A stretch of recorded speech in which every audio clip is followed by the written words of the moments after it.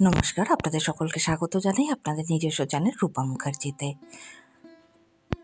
আজ কৃষ্ণকালী মা মন্দির সম্পর্কিত ও আরও কিছু যে সকল প্রশ্ন অনেকে করছেন তার উত্তর দেওয়ার জন্য এই ভিডিওর অবতারণা করা।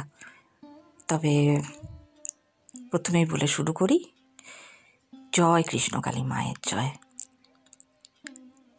সাধারণত যে প্রশ্নটা বারবার হচ্ছে যে কোন স্টপে নামলে বেলেরা কৃষ্ণকালী মন্দিরে পৌঁছতে সুবিধা হবে। দেখুন, আপনি যদি কানলা বা বর্ধমান থেকে বাসে করে আসেন না, সেক্ষেত্রে গঞ্জ বলে একটা স্টপ আছে, সেইখানে নামবেন, সেখান থেকে টোটো করে চলে আসবেন।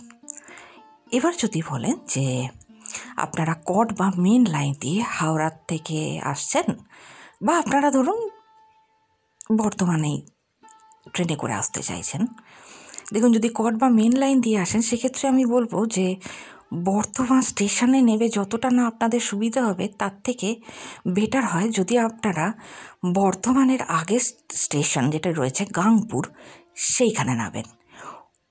গাংপুর স্টেশনে নেমে যেটি রাস্তার দিকে যাচ্ছে সেই প্ল্যাটফর্মটা ধরে আপনারা বেরিয়ে আসবেন।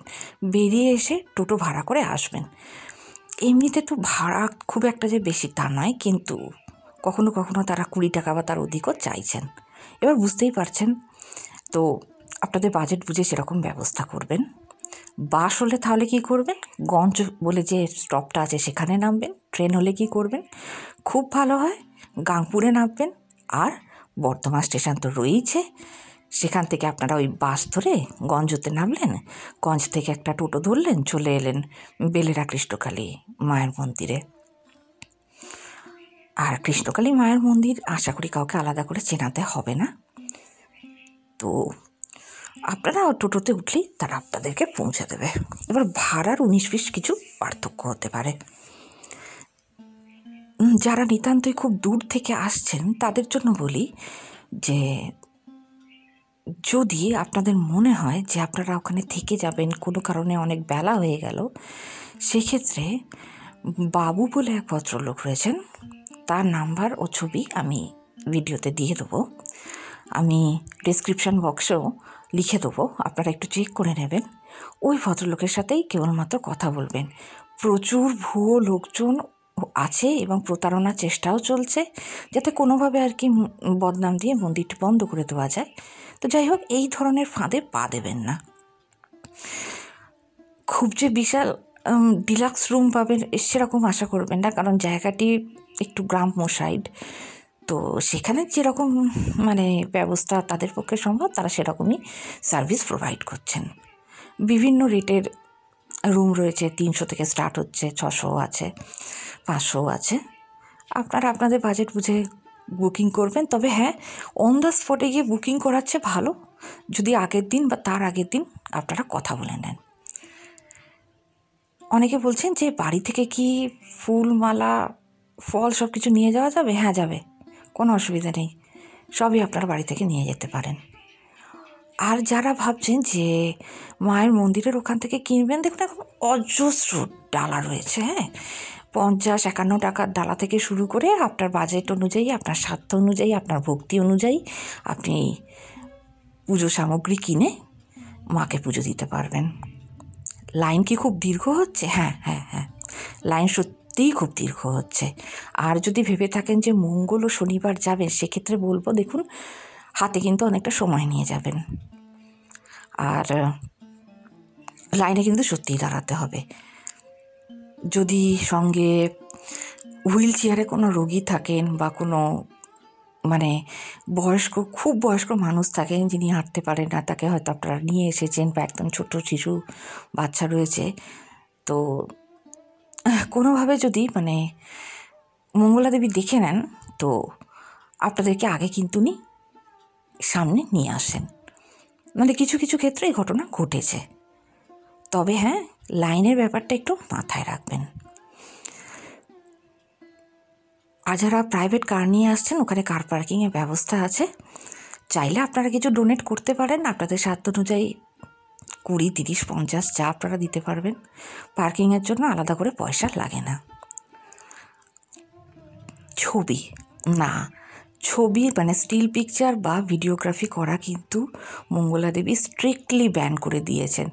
বিভিন্ন ইউটিউব চ্যানেলে যে সকল ছবি আপনারা দেখছেন সে কিন্তু সকলেরই প্রায় আগের তোলা ছবি, আর যারা করছেন তারা লুকিয়ে চুরিয়ে করছেন।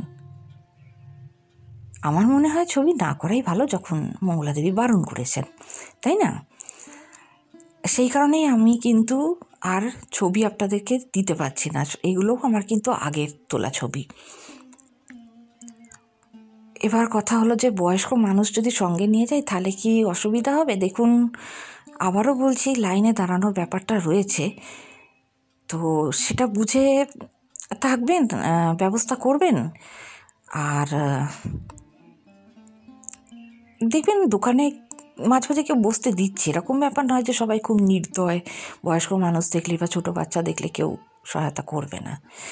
জল, হ্যাঁ জল ওখানে কিনতে পাওয়া যাচ্ছে, তবে আপনারা চাইলে বাড়ি থেকেও নিয়ে যেতে পারেন। এবার কথা হচ্ছে কী খাবেন।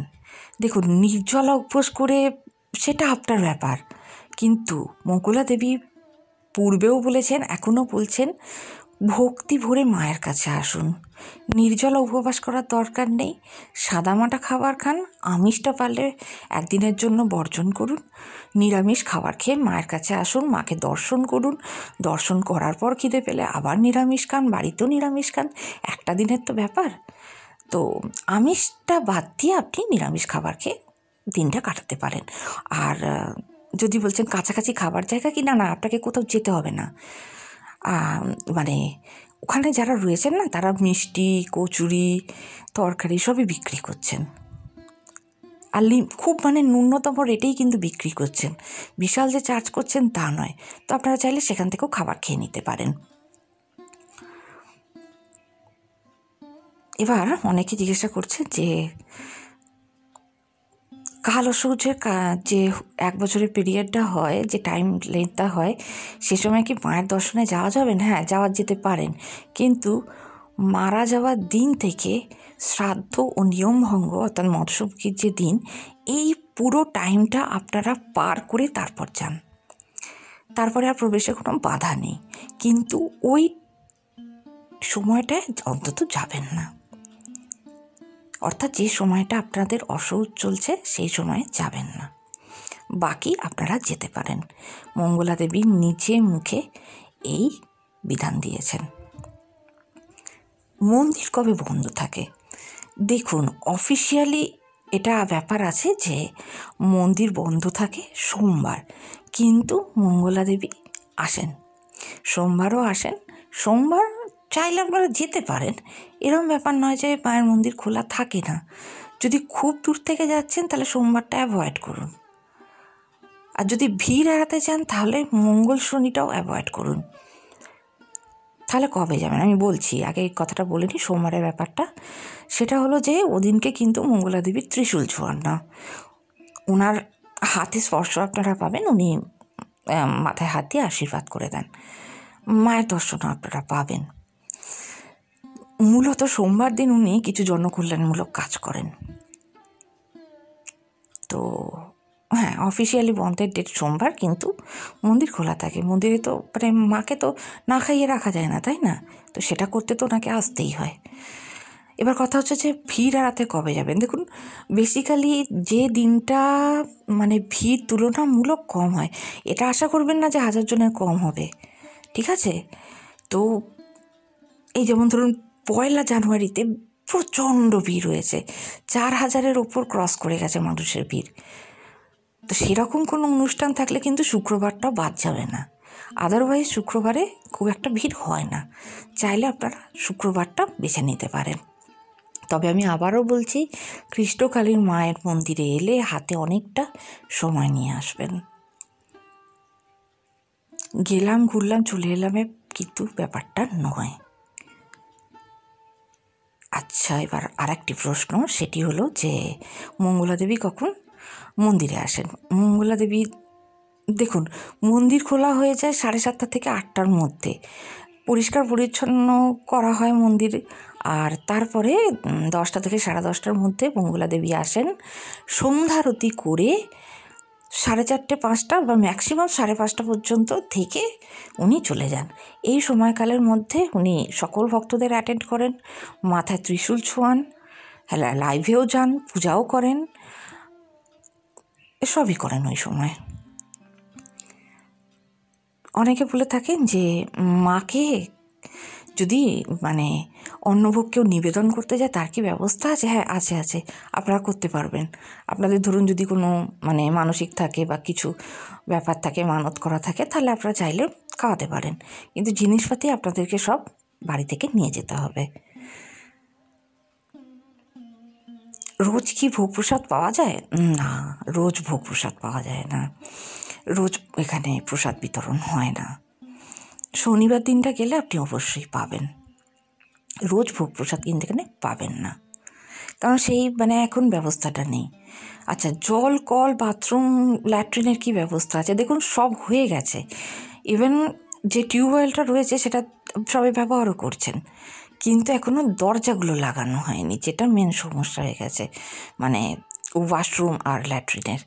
তো আশা করা যাচ্ছে যে খুব শীঘ্রই উনি দরজা লাগিয়ে ফেলবেন। তো যদি আপনাদের ধরুন কোনো প্রবলেম থাকে, আপনারা 1 সপ্তাহ ওয়েট করুন, তারপর যান, ঠিক আছে? যেহেতু ওটা মাঠের মধ্যে মন্দির, এবং তো বুঝতেই পারছেন।